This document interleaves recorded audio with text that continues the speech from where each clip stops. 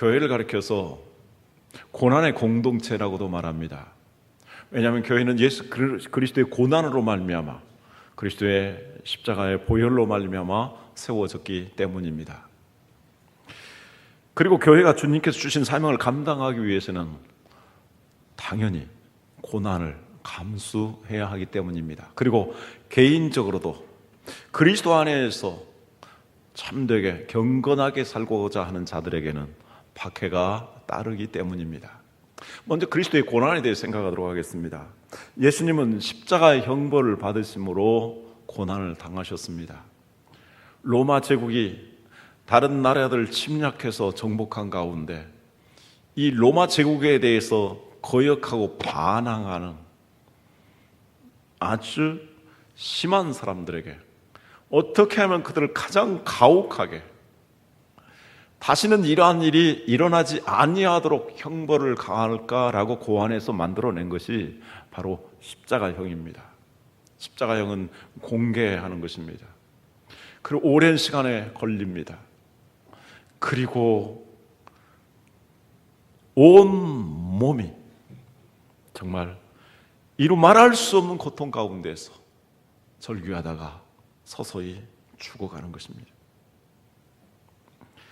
예수님께서는 이 십자가에서 죽으셨습니다. 가장 흉악하고 처절한 방법에 의해서 예수님이 죽으셨는데 그것은 우리 죄인들의 죄를 대신하기 위해서 죽으신 대속의 죽음이었습니다.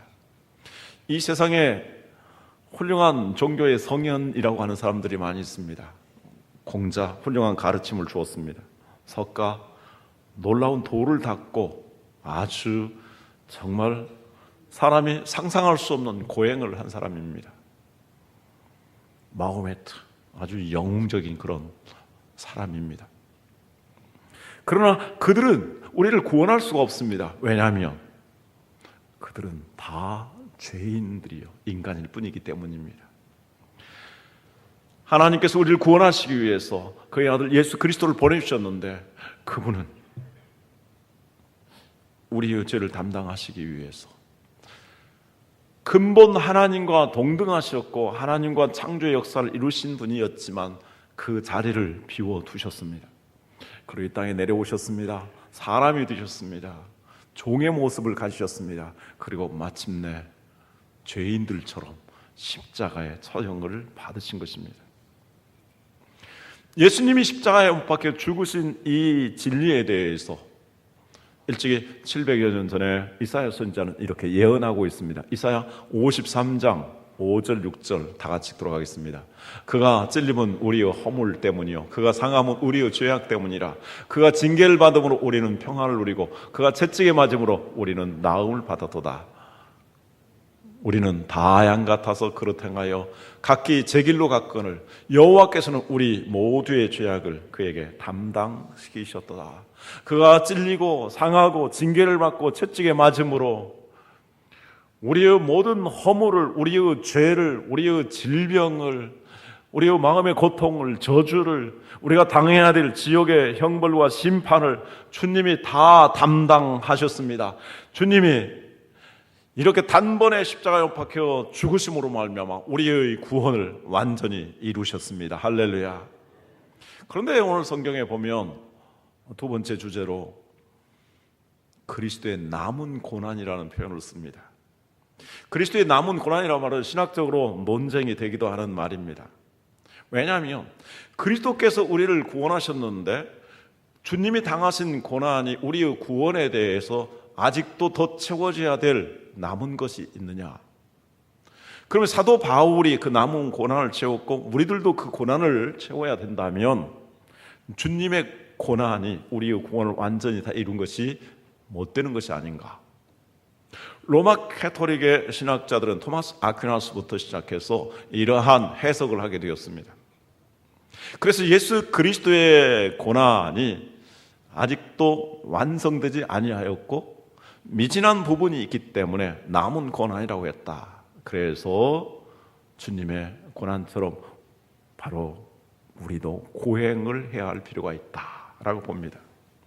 여기서 고행주의가 싹트게 됩니다. 그래서 성자들은 아주 고행을 일삼았고 그 성자들의 고행과 그 공덕으로 인해서 다른 사람들이 천국 가는데 결정적인 도움이 된다 해서 성인 공덕설이라는 게 나왔습니다. 이 성령 공덕설 때문에 면죄부 판매의 근거가 되면서 가톨릭이 변질되고 타락하게 된 것이죠. 그런데 우리가 분명히 알아야 될 사실은 바울이 예수 그리스도의 고난을 자기 육체에 채운다라는 말은 예수 그리스도의 십자가의 구원이 미완성되었다든지 부족하다라는 뜻이 결코 아닙니다. 예수님께서 십자가에 못 박히시면서 다 이뤘다 이렇게 선언하심으로써 우리를 위한 대속을 완성하신 것입니다. 할렐루야. 오늘 성경에서도 보면 19절 이하에서 말씀합니다. 아버지께서 모든 충만으로 예수 안에 거하게 하시고 그의 십자가의 피로 화평을 이루사 만물 곧 땅에 있는 것들이나 하늘에 있는 것들이 그로 말미암아 자기와 화목하게 되기를 기뻐하심이라. 전에 악한 행실로 멀리 떠나 마음으로 원수가 되었던 너희를 22절 같이 읽습니다.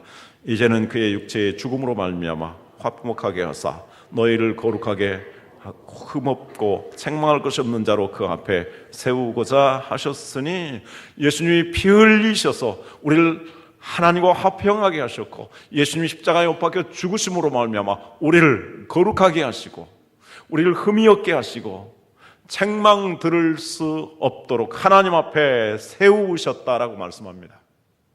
그러므로 예수 그리스도의 그 고난은 우리의 구원을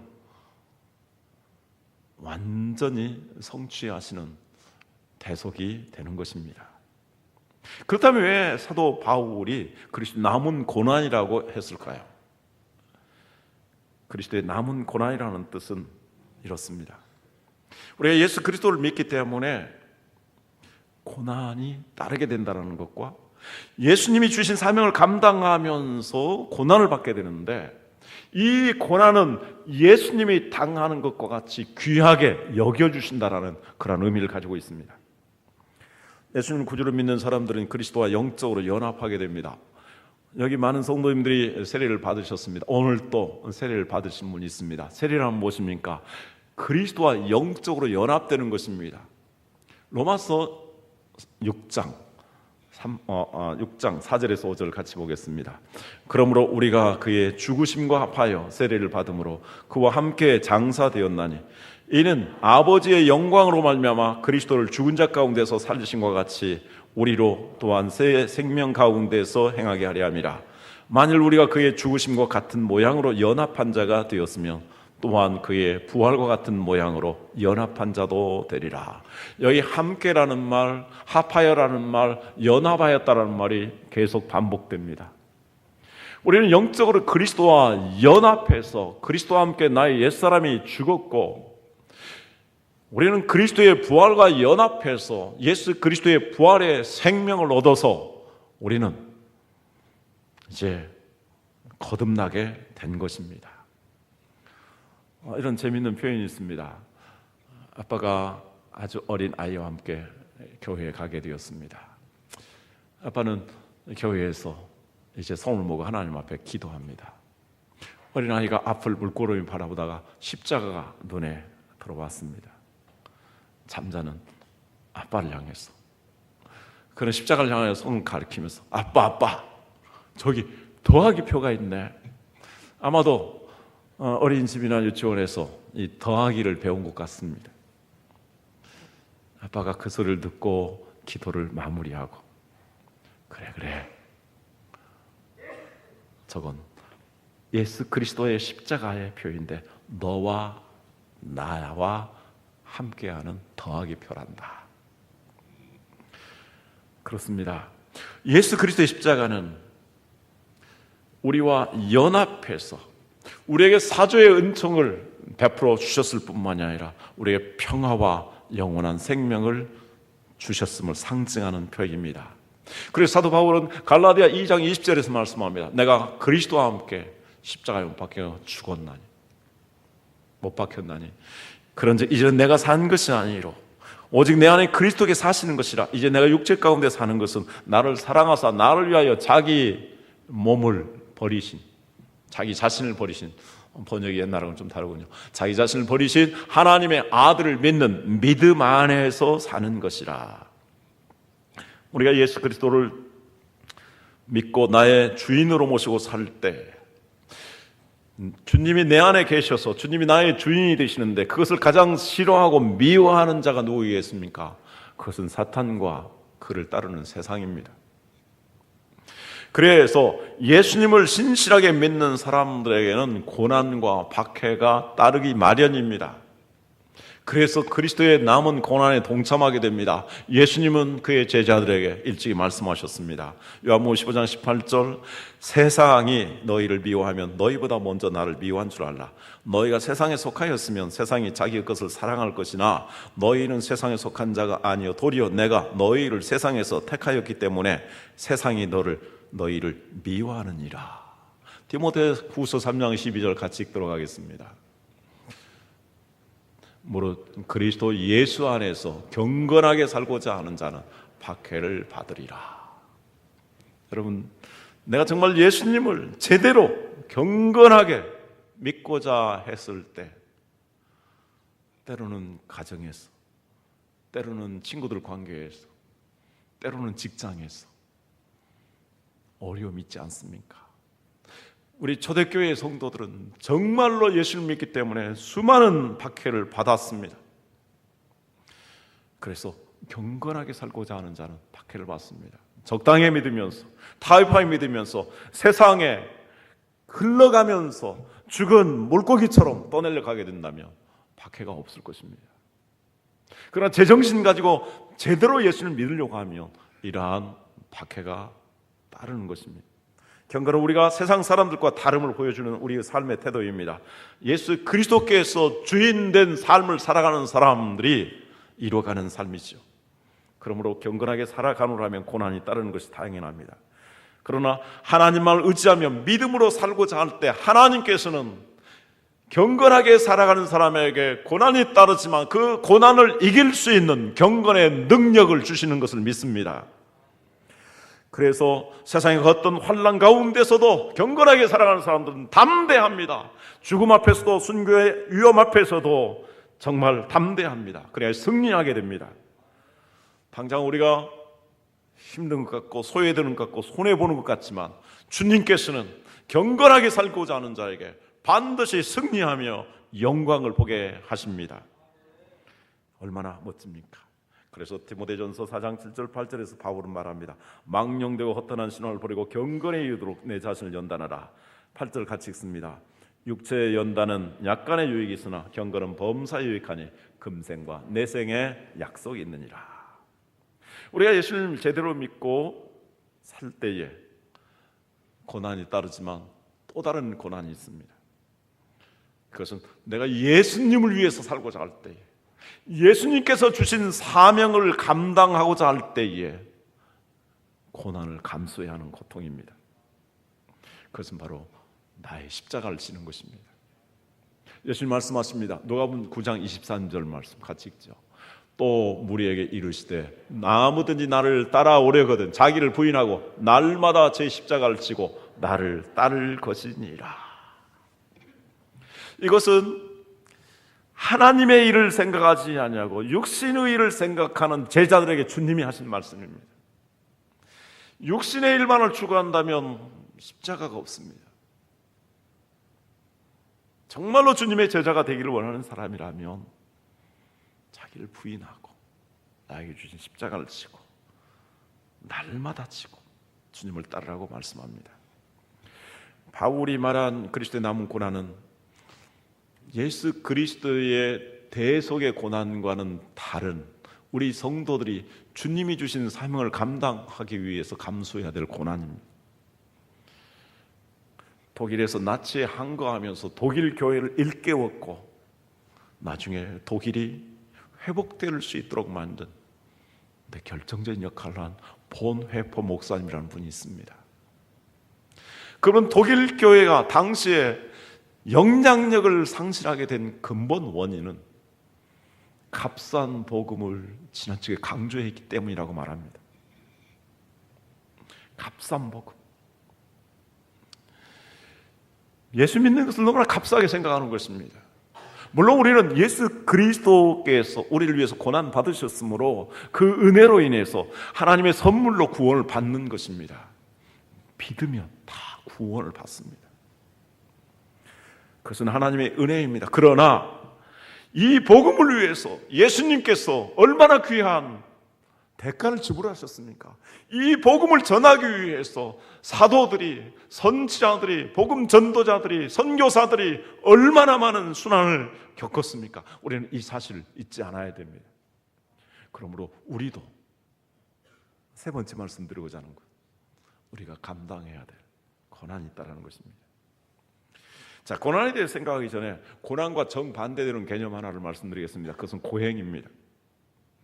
고행이란 육신을 일부러 고통스럽게 하면서 그것을 견뎌내는 수행을 가리킵니다.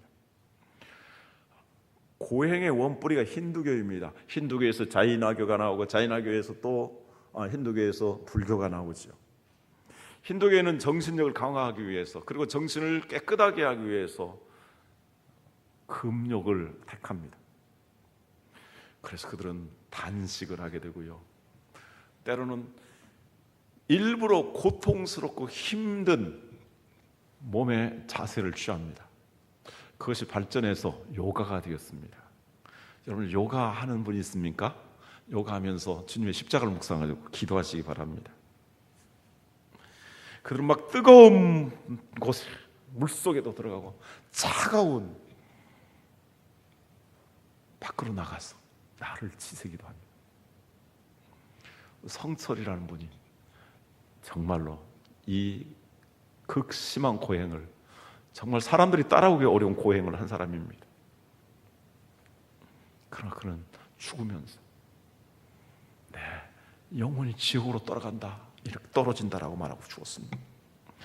자이나교가 있습니다. 이 자이나교에는 더 혹독합니다. 그들은 단식을 하게 되는데, 단식하면서 죽는 것은 영광이라고 생각합니다.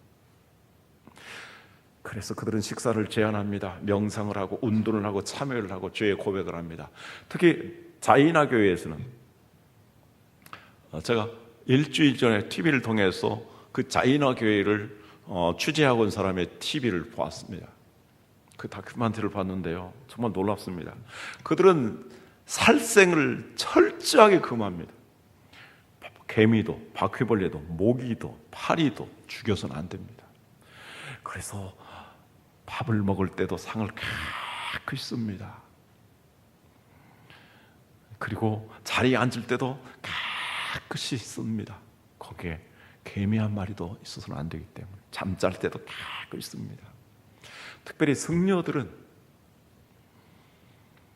걸어갈 때도 개미 한 마리라도 밟을까 봐서 땅을 쳐다보고 갑니다. 비가 오면 밖에 나가지 않습니다. 그 속에 그 벌레가 들어있으면 자기도 모르게 밟아서 죽는다는 것입니다.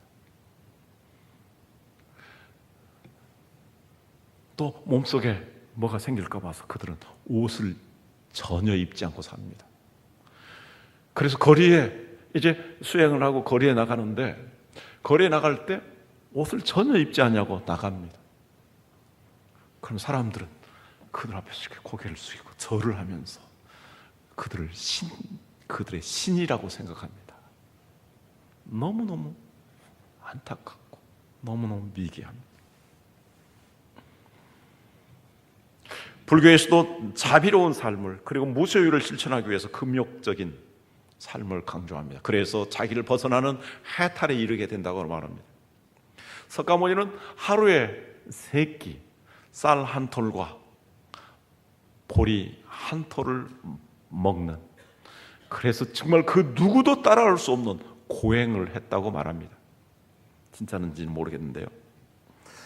후에 석가모니는 고행이 이러한 깨달음의 올바른 방법이 아니라는 것을 알고 그의 제자들에게도 이러한 고행을 하지 말라고 말을 했다고 합니다.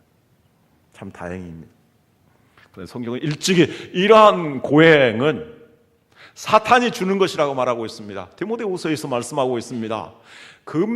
결혼을 하지 아니하고, 그리고 음식을 먹지 아니하고 이렇게 일부러 고행하는 것은 사탄이 주는 것이다. 왜 그럴까요?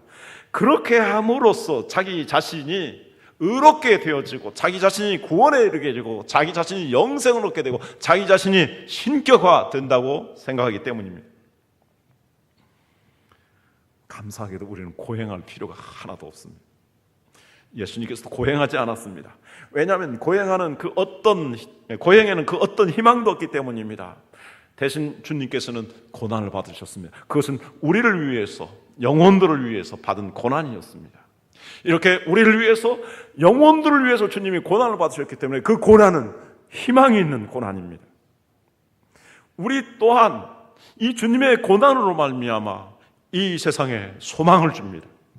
그러므로 우리가 받는 고난은 고행이 아니고 정말 가치 있는 고난이 되는 것입니다. 그러면 사도 바울이 정말 그가 그의 몸에 채우고자 했던 그리스도의 남은 고난은 무엇이었을까요? 오늘 성경에서 두 가지를 살펴봅니다. 첫째는 그리스도의 복음을 전하는 것이었습니다. 23절 같이 읽습니다. 만일 너희가 믿음에 거하고 터 위에 굳게 서서 너희 들은 바 복음의 소망에서 흔들리지 아니하면 그리하리라. 이 복음은 천하 만민에게 전파된 바요 나 바울은 이 복음의 일꾼이 되었노라. 복음의 소망이라고 말합니다. 이 예수 그리스도께서 고난 받으시고 예수님께서 부활하심으로 말미암아 우리에게 복음을 주셨는데 이 복음은 그 복음은 모든 사람들에게 구원을 주시는 하나님의 능력이 되기 때문에 그래서 인간의 영혼을 구하고 가정을 구하고 민족을 구하고 세계를 구하기 때문에 이 복음이야말로 인류의 소망이 되는 것입니다.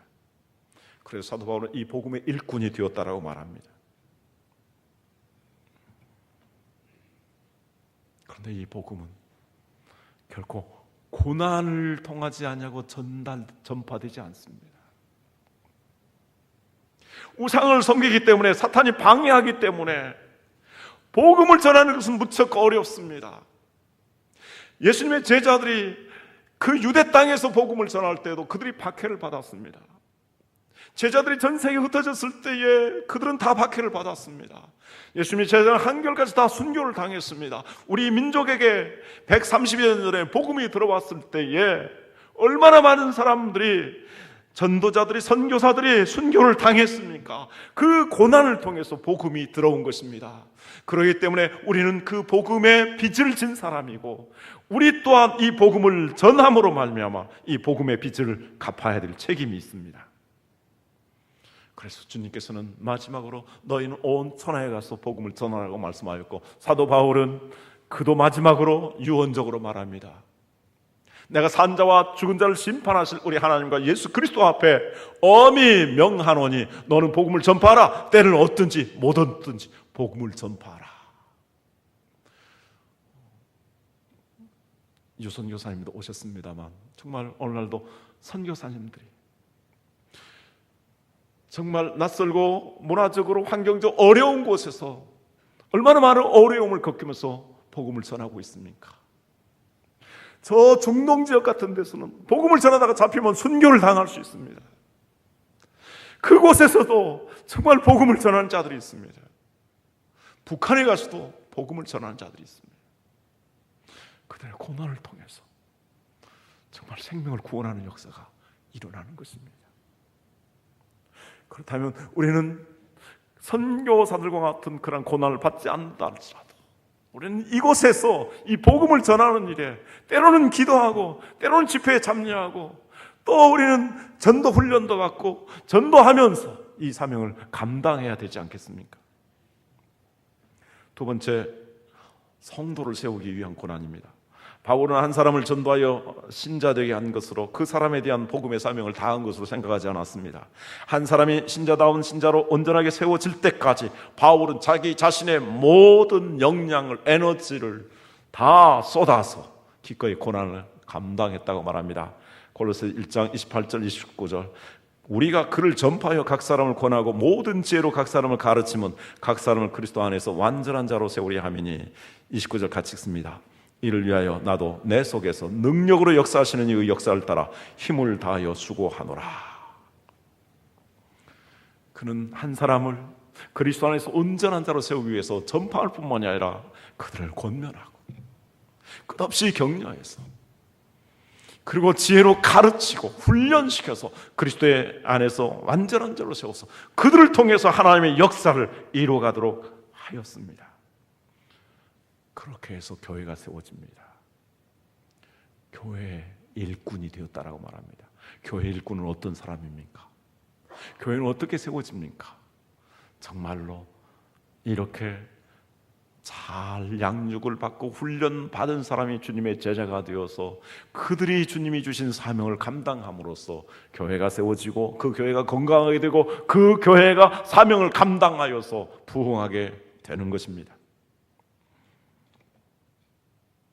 그리고 그들이 세상의 빛과 소금이 되어지고 세상을 변화시켜 나갑니다. 지금은 우리가 주 안에서 경건하게 살고자 할 때 박해를 받고 사명을 감당하려면 고난을 받습니다. 그러나 조금 있으며 잠깐 후이며 주께서 우리를 영광 가운데로 인도하여 주실 것입니다. 로마서 8장 17절 말씀합니다. 우리가 그와 함께 영광을 받기 위해 고난도 함께 받아야 할 것이니라. 고난 이후에 주님께서 이런 말로 다 할 수 없는 영광을 주시는 것입니다. 주님이 다시 오시기까지 우리에게는 고난의 기회가 주어져 있습니다. 지금 이 고난에 동참하지 않으면 우리에게 영광이 없습니다. 전에도 말씀드렸듯이 고통이 없으면 얻는 것이 없고, 노 크로스, 십자가가 없으면 노 크라운, 면류관이 없습니다. 그러므로 우리는 고난에 대해서 긍정적으로 생각하면서 내가 복음을 전하는 일, 그리고 선교하는 일에 동참하는 일에, 우리가 한 영혼을 세우는 일에 우리가 힘써서 이 고난에 동참해서 주님의 영광을 얻으시기를 바랍니다. 주님의 남은 고난이라고 했습니다. 그것은 우리가 주님 때문에 받는 고난을 주님의 고난과 동일시 해주신다는 말씀입니다. 바울이 사울이었을 적에 예수님 믿는 사람들 잡아 죽이는데 앞장섰습니다. 그때 예수님이 하신 말씀이, 사울아 사울아 내가 어찌하여 나를 핍박하느냐. 사울은 예수 믿는 사람을 죽이는데 앞장섰지만 예수님은 자기 자신을 박해한다고 말씀합니다. 왜냐하면 주님은 교회의 머리이시고 우리는 주님의 몸이기 때문입니다. 그래서 몸과 머리는 동일시됩니다. 그래서 주님이 고난 받으신 것은, 우리가 고난 받는 것은 주님의 고난에 동참하는 것이고, 우리가 주님의 고난에 동참하게 되면 우리가 주님의 부활의 영광에 동참하게 되는 것입니다. 그래서 27절에 말씀합니다. 하나님이 그로 하여금 이 비밀의 영광이 이방인 가운데 얼마나 풍성한지를 알게 하려 하십니다. 이 비밀은 너희 안에 계신 그리스도시니 곧 영광의 소망이시니라. 예수님이 십자가를 지심으로 이제 고난을 당하셨지만 부활하심으로 말미암아 영광의 보좌 우편에 계셔서 이 모든 세계를 다스리고 하늘과 땅과 그 가운데 있는 모든 만유로 무릎을 꿇어서 주님을 경배하며 하나님께 영광을 돌리게 되었습니다. 그래서 우리가 이 땅에서 고난을 받았을 때 주님의 영광에 동참하게 하시는 것입니다. 마지막 성경 읽고 마치겠습니다. 베드로전서 4장 12절에 14절 말씀 같이 읽습니다. 사랑하는 자들아, 너희를 연단하려고 오는 불시험을 이상한 일 당한 같이 이상히 여기지 말고 오히려 너희가 그리스도의 고난에 참여하는 것으로 즐거워하라. 이는 그의 영광을 나타내실 때에 너희로 즐거워하고 기뻐하게 하려 함이라. 너희가 그리스도의 이름으로 지옥을 당하면 복 있는 자로다. 영광의 영 곧 하나님의 영이 너희 위에 계심이라. 아멘. 기도하시겠습니다. 하나님 아버지, 주의 은혜를 감사합니다.